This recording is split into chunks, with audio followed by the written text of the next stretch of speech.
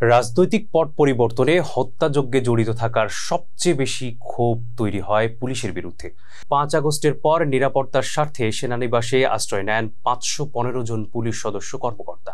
অনেকেই দেশ ছেড়ে পালিয়েছেন, অনেকে রয়েছেন আত্মগোপনে। পুলিশের পলাতক কর্মকর্তাদের সেই তালিকার শীর্ষে রয়েছেন ডিএমপির সাবেক অতিরিক্ত পুলিশ কমিশনার মোহাম্মদ হারুনুর রশিদ।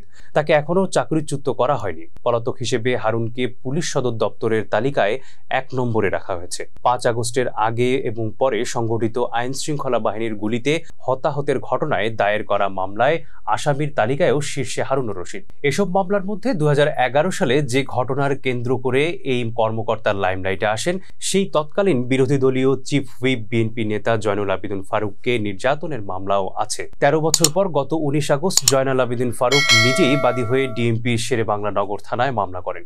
এ পর্যন্ত ৩৮টি মামলায় তার নাম পাওয়া গেছে। সর্বশেষ এই কর্মকর্তা ডিএমপির ডিবি প্রধান হিসেবে বেশি সমালোচিত হন। ৫ আগস্টের পর থেকে তাকে আর প্রকাশ্যে দেখা যায়নি।